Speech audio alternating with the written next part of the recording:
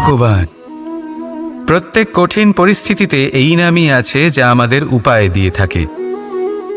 ব্যক্তি যান, ভগবানের পুজো করেন, আরাধনা করেন, ব্রত পালন করেন, মন্দিরে যান, পুজো পাঠ করেন, ভগবানকে জাগিয়ে তোলেন, আর তারপর শুরু হয় সমস্ত প্রশ্ন।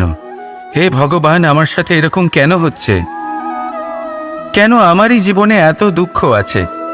আমি কিভাবে এর সম্মুখীন হব? আমাকে কেন এত কষ্ট ভোগ করতে হচ্ছে? হে ভগবান, আমি কি করব? আমাকে সাহায্য করুন, কোনো রাস্তা দেখান।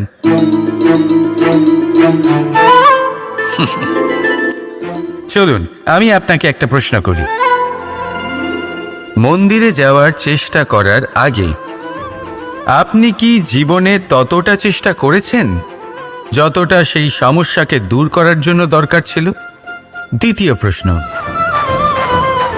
ভগবানকে জাগানোর পূর্বে আপনি কি নিজেকে জাগিয়ে তুলেছেন? আপনি কি আলস্য ত্যাগ করেছেন? তৃতীয় প্রশ্ন, ভগবানকে জিজ্ঞাসা করার আগে আপনি কি নিজেকে জিজ্ঞাসা করেছেন যে আমি কেন এত অসফল হচ্ছি? যদি না করে থাকেন তাহলে সবার আগে এটা করুন। আপনি সমস্ত প্রশ্নের উত্তর পাবেন, সমস্ত বিপদের পরিত্রাণ পাবেন। অন্য কোথাও নয়, নিজের ভেতরে তাকিয়ে দেখুন।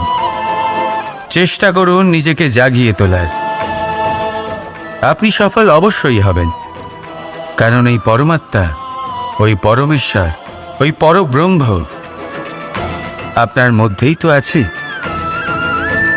রাধা রাধা।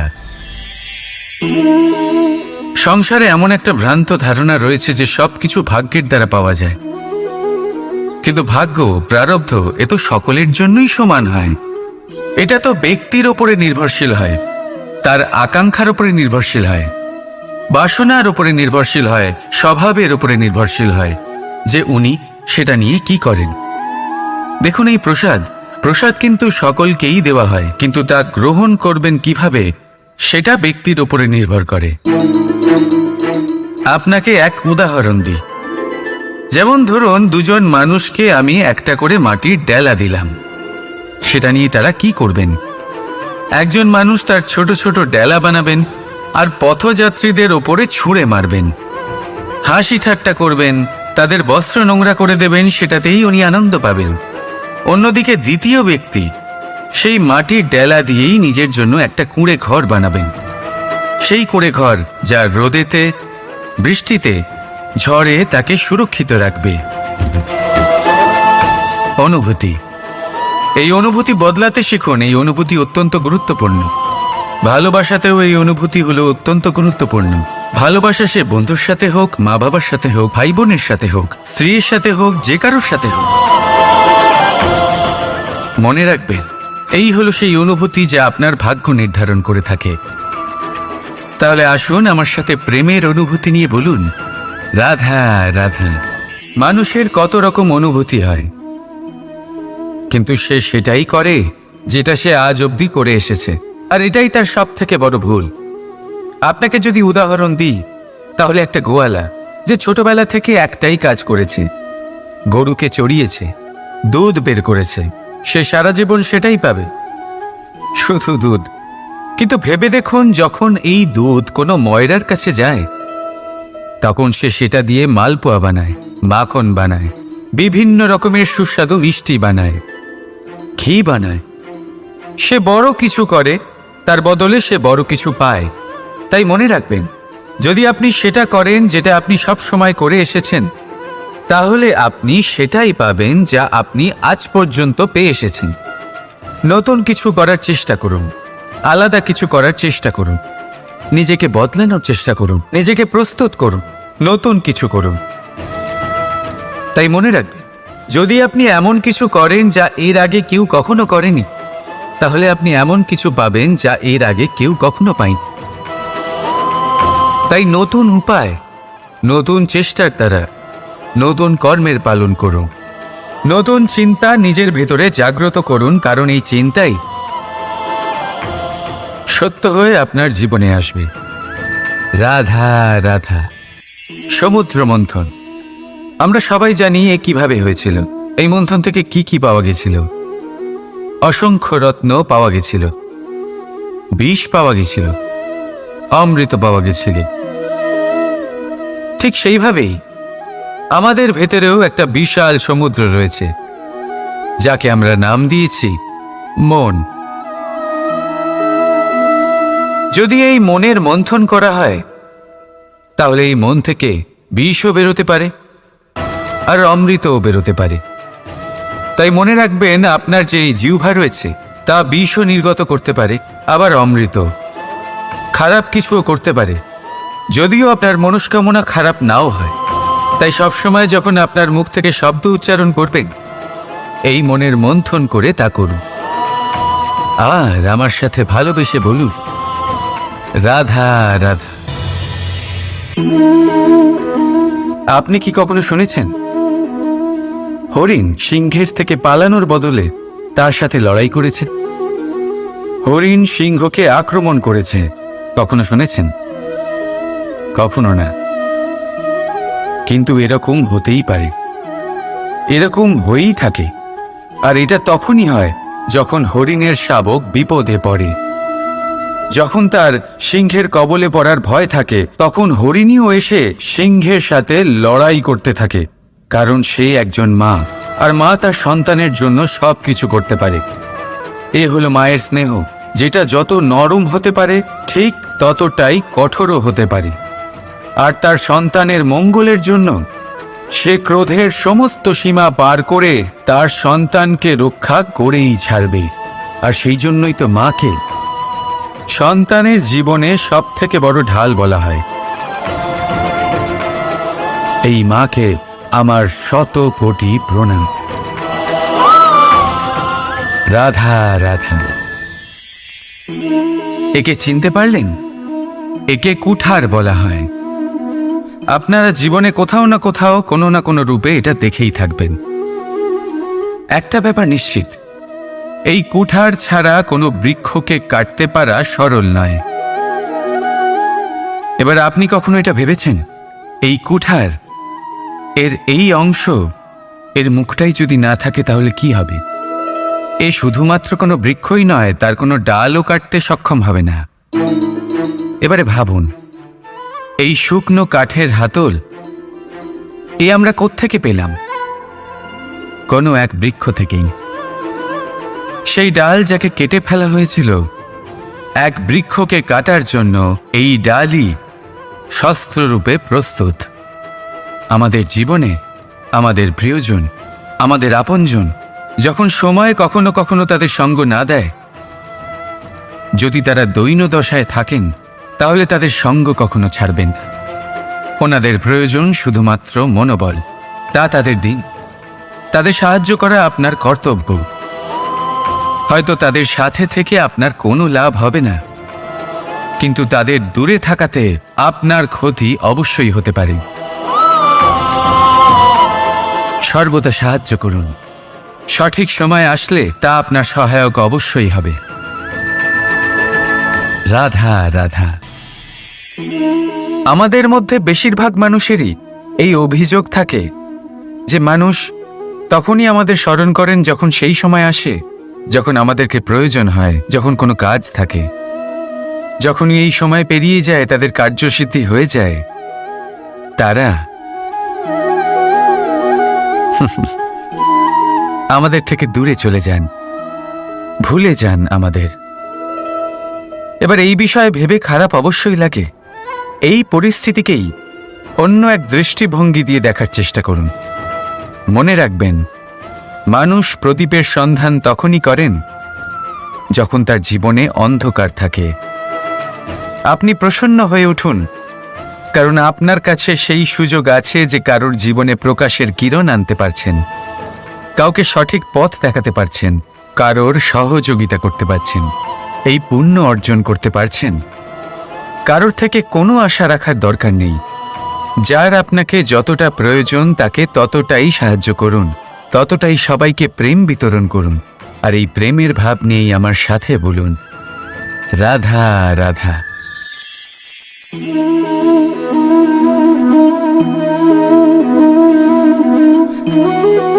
এই শুকনো পাতা দেখতে পাচ্ছেন? এটা কখনো গাছের ডালে ছিল, সবুজ তরতাজা, বৃক্ষকে পুষ্টি দান করত। কিন্তু যেই এটা শুকিয়ে গেল, যেই ও পুষ্টি সরবরাহ করা বন্ধ করে দিল, ওকে ফেলে দেওয়া হলো। এবার আপনি বলবেন, এটাই তো হলো সত্যি, এটাই তো হলো সংসারের তিক্ত সত্যি। এই সংসার ততক্ষণ পর্যন্তই আপনাকে নিজের সাথে রাখবে যতক্ষণ আপনি নিজেকে উপযুক্ত বানিয়ে রাখতে পারবেন। আমি এটা বলবো না যে এটা হলো মিথ্যে, কিন্তু এটা অবশ্যই বলবো যে এটা সম্পূর্ণ সত্যি নয়। সম্পূর্ণ সত্যি হলো এটাই যে যদি আপনি চান তাহলে চিরকালের জন্য সংসারকে পুষ্টি দান করতে পারেন, আর চিরকালের জন্য সংসার আপনাকে নিজের সঙ্গে রাখতে পারে। কিভাবে? এই শুকনো পাতার উদাহরণই আপনাকে দিচ্ছি।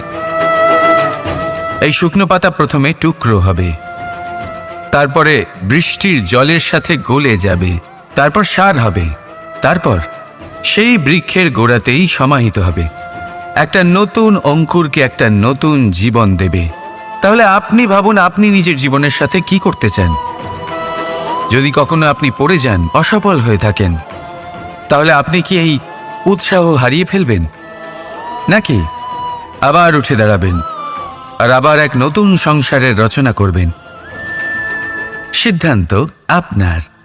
রাধা রাধা।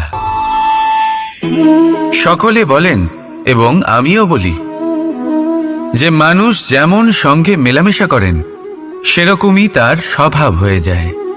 এ হলো সত্য, কিন্তু এটা হলো অর্ধ সত্য।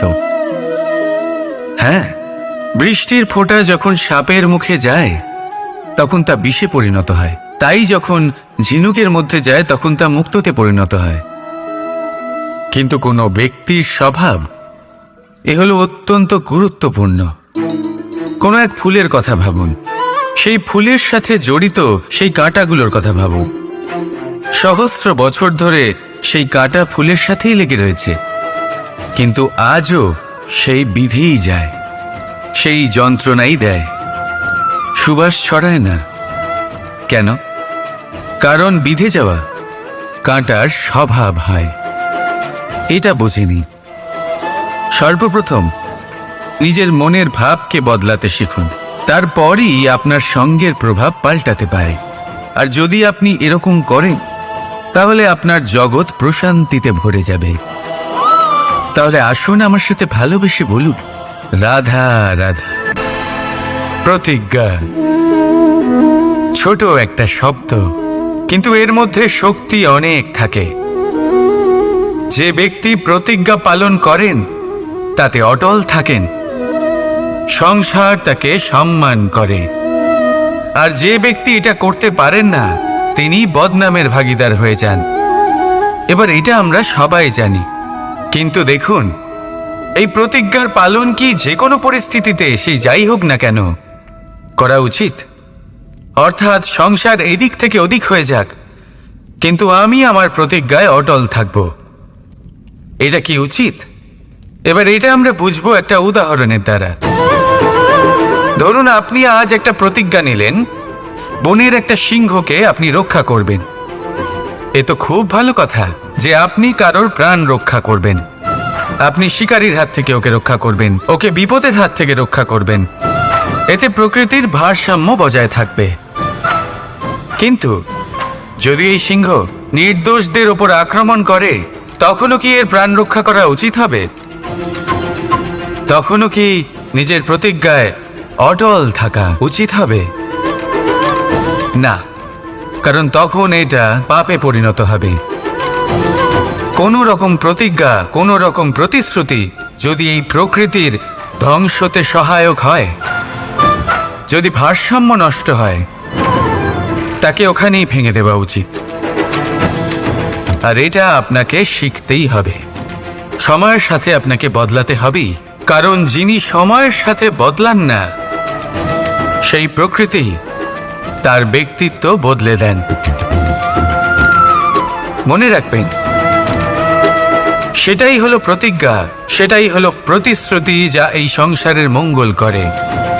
নয়তো সেটা হলো পাপ, যে পাপের শাস্তি প্রকৃতি আপনাকে অবশ্যই দেবে। তাহলে আসুন আমার সাথে বলুন, বন্দে ধর্মা বন্দে কর্মা,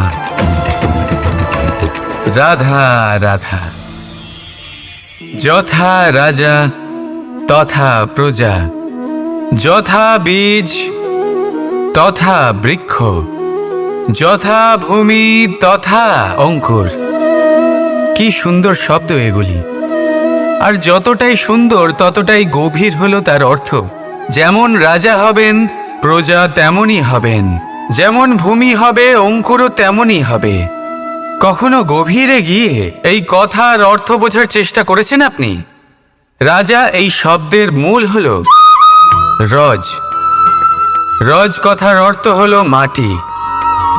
অর্থাৎ রাজা হলেন তিনি যিনি মাটির সাথে যুক্ত। রাজা হলেন তিনি যিনি প্রজাদের সম্মান করবেন, তাদের যত্ন নেবেন, তাদের চোখে জল দেখলেই চিন্তিত হয়ে উঠবেন, তাদের অশ্রু মোছার জন্য সমস্ত সম্ভাব্য চেষ্টা করবেন, তাদের সুখী রাখার জন্য সমস্ত চেষ্টা করবেন। রাজা এরকম হয়। এবার এই সমস্ত গুণ যদি একজন রাজার মধ্যে না থাকে, তাহলে প্রজার মধ্যে অসন্তোষ দেখা যায়। আর এই অসন্তোষ বিদ্রোহের রূপ নেয়। আর এই বিদ্রোহ যে কোনো রূপেই হলো বিনাশকারী। তাহলে রাজার উচিত প্রজাদের রক্ষা করা এবং প্রজাদেরও উচিত রাজার প্রতি বিশ্বাস রাখা, তার অনুকরণ করা। এই দুজন যখন এক হবেন তখনই শাসন স্থির হবে, তখনই এই দেশ নিয়ন্ত্রণে থাকবে।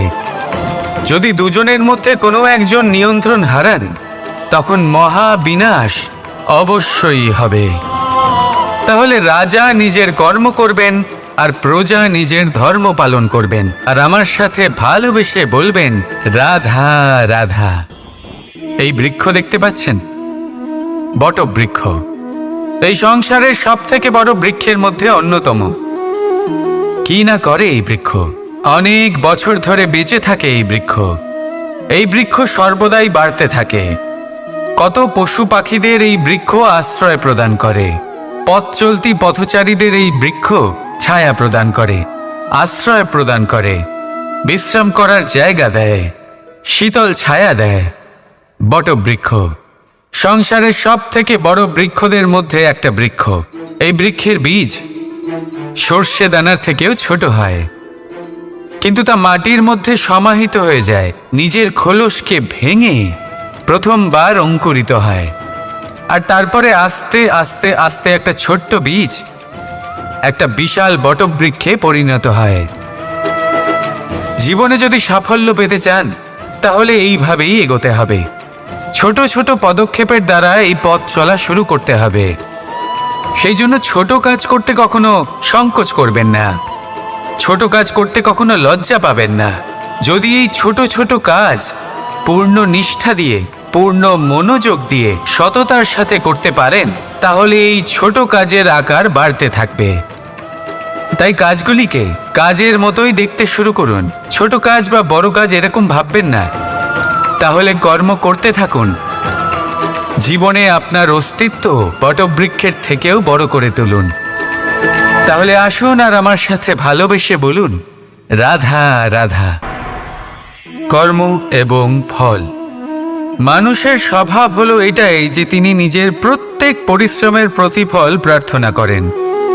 বেশিরভাগ সময় এই ফলাফলের চিন্তা করতে করতে, কল্পনা করতে করতে উনি কর্ম করতে থাকেন যে আমি এই কাজটা করলে এই ফল পাবো। সেই সব কল্পনা করতে থাকেন যা না তার হাতে আছে, না আছে অধিকার, আর না আছে নিয়ন্ত্রণ। উনি শুধু নিজের কর্ম করতে পারেন। উনি কি ফল পাবেন তা তার হাতে কখনোই নেই। তাই আপনিও শুধুমাত্র কর্ম করতে থাকুন, ফলের চিন্তা করবেন না। মনে রাখবেন, শিকড় এবং শাখা যেভাবে একে অপরের সাথে জড়িয়ে, সেইভাবেই একে অপরের সাথে জড়িয়ে কর্ম এবং ফল। যেরকম কর্ম আপনি করবেন, সেরকম ফল আপনি অবশ্যই পাবেন। তাই এই ফলের আশায় কর্মের সময় কখনোই নষ্ট করবেন না, কারণ যে ব্যক্তি সময় নষ্ট করেন, সময় সেই ব্যক্তিকে অবশ্যই নষ্ট করে দেয়। কর্ম করুন নিঃস্বার্থভাবে, ফলের চিন্তা করবেন না, আর আমার সাথে ভালোবেসে বলুন রাধা রাধা। বরদান অত্যন্ত বিচিত্র এক বিষয়, কিন্তু দেখতে গেলে এই বরদান কি না করতে পারে। এক দরিদ্রকে রাজা বানিয়ে দিতে পারে, একজন দুর্বলকে এই সংসারের সব থেকে শক্তিশালী ব্যক্তি বানিয়ে দিতে পারে। কিন্তু আমরা ভুলে যাই এক অত্যন্ত গুরুত্বপূর্ণ কথা। বরদান এই শব্দের শেষে দান লুকিয়ে রয়েছে। এই দান কথাটা অত্যন্ত গুরুত্বপূর্ণ। আমাদের মনে রাখা উচিত এই বরদান আমরা দানে পেয়েছি, আর তাই তার সম্মান করা উচিত, কখনোই অহংকার করা নয়। আর যে ব্যক্তি বরদান পেয়ে অহংকার করেন তার যা ক্ষতি হয় তা হলো এই বরদান তার থেকে কেড়ে নেওয়া হয়। বর অর্থাৎ শ্রেষ্ঠ, অর্থাৎ বরদানের অর্থ হলো একটা শ্রেষ্ঠ দান, এবং তার ব্যবহার যদি আপনি কারোর ক্ষতি করার জন্য করেন তাহলে ক্ষতি শুধুই আপনার হবে। তাহলে এই বরদানের সম্মান করুন, উচিত পথে চলুন, আর উচিত উদ্দেশ্য নিয়ে এর ব্যবহার করুন, সব কিছু ভালোই হবে। তাহলে আসুন আর আমার সাথে ভালোবেসে বলুন, রাধা রাধা। মৌনতা। দেখতে গেলে সংসারের সব থেকে শক্তিশালী অস্ত্র হলো এই মৌনতা। আর দেখতে গেলে আমাদের এই অস্ত্রই কখনো কখনো আমাদেরই ওপর আক্রমণ করে বসে। কিভাবে? অনেক সময় আমরা আপনদের দেখে, তাদের অনুচিত কার্যকলাপ দেখে, অনুচিত কথা শুনে চুপ করে থাকি, ভেবে নিয়ে আমরা যেন কোনোভাবে তাদের আঘাত না করে ফেলি, দুঃখ না দিই, ক্রুদ্ধ না করে ফেলি, ভেবে নিয়ে এই সমস্যা এড়িয়ে যাবে। কিন্তু এইখানেই আরম্ভ হয় সব থেকে বড় সমস্যার। আমরা কিছুই বলি না এটা ভেবে উনি আমার আপনজন, আর সেই ব্যক্তি ভাবেন যে কিছুই বলেন না সেই আমার আপনজন। যদি আপনি সত্যি কাউকে আপনজন মনে করেন তাহলে তাকে বাধা দিতে শিখুন, তার অনুচিত কাজে, তার অনুচিত কথায় তাকে বাধা দিতে শিখুন। তক্ষুনি ওনাকে বোঝান যে উনি কি ভুল করছেন, ওনাকে বোঝান, ওনাকে সঠিক পথ দেখান, সেই পথে ওনাকে চালিত করুন। এটাই হলো আপন ভাবা। আর তার জন্য মৌন থাকা নয়, দরকার গর্জন করা। অনেক সময় অনুচিত কর্মের পথে চলতে গিয়ে কিছু মানুষ এমন ঘুমিয়ে পড়েন যে ওনাদের জাগানোর জন্য মধুর সঙ্গীত নয়, রৌদ্র হুঙ্কারের প্রয়োজন হয়ে থাকে। তাই আপনজনদের জাগান, শ্রেষ্ঠ কর্মের পথে ওনাদের চালিত করুন, আর আমার সাথে ভালোবেসে বলুন, রাধা রাধা। মায়ের আরো দুটো মহান গুণ, সাহস আর সম্বল। সাহস এটা যে সে তার সন্তানের জন্য সব কিছু করতে পারে, আর সম্বল যে সে তার সন্তানকে কখনো ভেঙে পড়তে দেবে না। একবার ভেবে দেখুন, যখনই আপনি আহত হন, চিৎকারের আগে মায়ের নাম কেন আসে? ভেবে দেখুন, যখন আপনার শক্তির প্রয়োজন পড়ে, সাহসের প্রয়োজন পড়ে, সামনের পথ আপনি দেখতে পাচ্ছেন যা অত্যন্ত কঠিন মনে হচ্ছে, তখন মুখ থেকে মায়ের নামই কেন বেরোয়? কারণ মা আমাদের সাহস যোগায়, মাই আমাদের ভরসাও যোগায়। মা জানেন কি করে আমাদের আঙুল ধরে আমাদের হাঁটতে শেখাতে হবে। মা এটাও জানে যে কিভাবে কান ধরে আমাদের সঠিক পথে নিয়ে আসতে হবে। এই রকম সাহসী মায়েদের আমার শত কোটি প্রণাম। রাধা রাধা। বসন্ত ঋতু এলেই একটি মিষ্টি কুহুধ্বনি শোনা যায়, যা মনে বসে যায়। কোকিলের কুহুতান বড়ই মিষ্টি, বড়ই সুন্দর। আরেকটি পক্ষীও আছে যার স্বর বড়ই মিষ্টি, আমাদের বাড়ির আশেপাশেই থাকে। সবুজ রং, লাল ঠোঁট, ঠিক চিনেছেন আপনারা, টিয়া। এই দুই পক্ষী আমাদের ভীষণ ভালো লাগে, মনকে শান্তি দেয়। কিন্তু এই দুজনের মধ্যে অনেক পার্থক্য। কোকিল বনে জঙ্গলে স্বাধীনভাবে ঘোরে, কিন্তু টিয়া, অনেক সময় আমাদের বাড়ির খাঁচায় বন্দি পাওয়া যায়। কেন হয় এরকম? কখনো ভেবেছেন? কারণ কোকিল নিজের ভাষা বলে, আর টিয়া বলে অন্যের শেখানো বুলি। রাধা রাধা। সমস্ত সম্পর্কের ভিত হলো অটুট বিশ্বাস। এখন প্রশ্ন এই যে বিশ্বাস কাকে করা যায়? এটা বুঝতে গেলে আপনাকে আগে বুঝতে হবে যে বন্ধনে কাজে লাগে যে দড়ি, সেটা বানানো কি করে হয়? প্রত্যেক দড়িতে 3টি সুতো থাকে, যেগুলি একে অপরের সাথে জড়ানো থাকে। ব্যাস, বিশ্বাসের সাথেও ঠিক এটাই হয়। যদি আপনি তার সাথে বিশ্বাসের বন্ধনে জড়ান, যে আপনার জীবনের এই 3টি সুতো জানেন, বোঝেন। প্রথম, আপনার হাসির পেছনে লুকোনো আপনার কষ্ট। দ্বিতীয়, আপনার ক্রোধের পেছনে লুকোনো আপনার প্রেম। আর তৃতীয়, আপনার মৌনতার আড়ালে লুকোনো আপনার শব্দের আগ্নেয়গিরি, আপনার অসহায়তা। যে ব্যক্তি আপনার জীবনের এই 3টি সুতো, এই 3টি কথা জানেন, যদি তার সাথে আপনি বিশ্বাসের বন্ধনে জড়ান, তার সাহায্যে জীবনের বড় বড় বাধা অতিক্রম করতে পারবেন। রাধা রাধা। উড়তে কে না ভালোবাসে? সাফল্যের মহা আকাশে গমন করতে কে না চায়? সবাই চায়। সবাই চায় যে এই সংসারে তাদের নাম, তাদের পরিচয় সব থেকে ওপরে থাকবে, যে তাদের নাম ইতিহাসে স্মরণীয় হয়ে থাকবে। কিন্তু সবার নাম ইতিহাসে লেখা হয় না। কিছু মানুষ নাম অর্জন করেও অনামী রয়ে যান। কেন? কারণ তারা এই ধরিত্রীর সাথে সম্পর্ক ভেঙে দেন। ভুলে যান এই কথাটা, যে উড়ান সম্পূর্ণ হওয়ার পরে ধরিত্রী তাদের বিশ্রাম দেবে, যে তাদের কীর্তিতে যারা বাহুবা দেন, যারা প্রশংসা করেন, তারা পৃথিবীতেই থাকেন। আর এই পৃথিবীতে থাকা মানুষই ইতিহাস রচনা করে।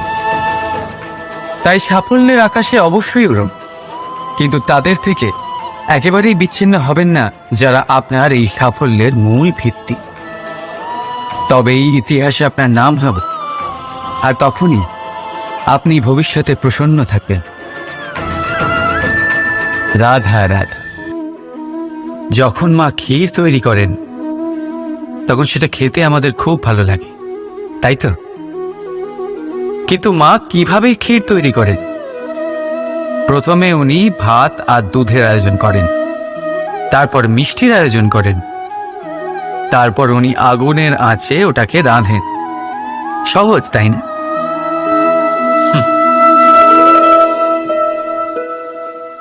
অতটাও সহজ নয়। এই জীবনে আনন্দের ক্ষীর আস্বাদন করার এটাই উপায়, কিন্তু এতে সময় অনেকটাই লাগে। শুদ্ধ শুভ্র দুধের মতো ভাবনায় সদা অটুট সম্পর্কের মধ্যে প্রেমের মিষ্টত্ব মিশিয়ে যখন প্রয়াস আর পরিশ্রমের আগুনের আজে অনেকক্ষণ রাধা হয়, তখন তৈরি হয় আনন্দরূপী ক্ষীর।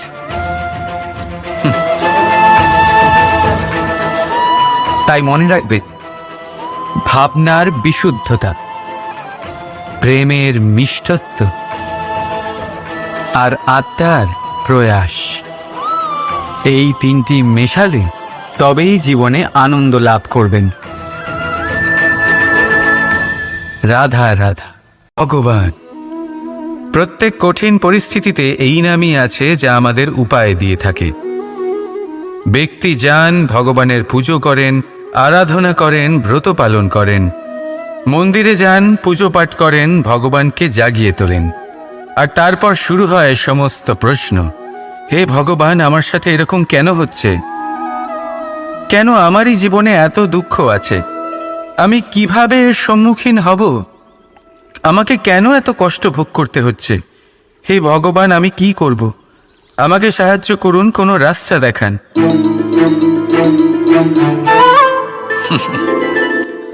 চলুন আমি আপনাকে একটা প্রশ্ন করি। মন্দিরে যাওয়ার চেষ্টা করার আগে আপনি কি জীবনে ততটা চেষ্টা করেছেন যতটা সেই সমস্যাকে দূর করার জন্য দরকার ছিল? দ্বিতীয় প্রশ্ন, ভগবানকে জাগানোর পূর্বে আপনি কি নিজেকে জাগিয়ে তুলেছেন? আপনি কি আলস্য ত্যাগ করেছেন? তৃতীয় প্রশ্ন, ভগবানকে জিজ্ঞাসা করার আগে আপনি কি নিজেকে জিজ্ঞাসা করেছেন যে আমি কেন এত অসফল হচ্ছি? যদি না করে থাকেন তাহলে সবার আগে এটা করুন। আপনি সমস্ত প্রশ্নের উত্তর পাবেন, সমস্ত বিপদের পরিত্রাণ পাবেন। অন্য কোথাও নয়, নিজের ভেতরে তাকিয়ে দেখুন। চেষ্টা করুন নিজেকে জাগিয়ে তোলার। আপনি সফল অবশ্যই হবেন, কারণ এই পরমাত্মা, ওই পরমেশ্বর, ওই পরব্রহ্ম আপনার মধ্যেই তো আছে। রাধা রাধা। সংসারে এমন একটা ভ্রান্ত ধারণা রয়েছে যে সবকিছু ভাগ্যের দ্বারা পাওয়া যায়, কিন্তু ভাগ্য, প্রারব্ধ এ তো সকলের জন্যই সমান হয়।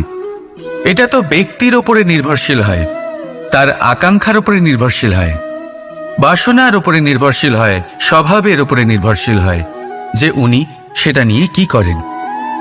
দেখুন, এই প্রসাদ কিন্তু সকলকেই দেওয়া হয়, কিন্তু তা গ্রহণ করবেন কিভাবে সেটা ব্যক্তির উপরে নির্ভর করে। আপনাকে এক উদাহরণ দিই। যেমন ধরুন, দুজন মানুষকে আমি একটা করে মাটির ডেলা দিলাম, সেটা নিয়ে তারা কি করবেন?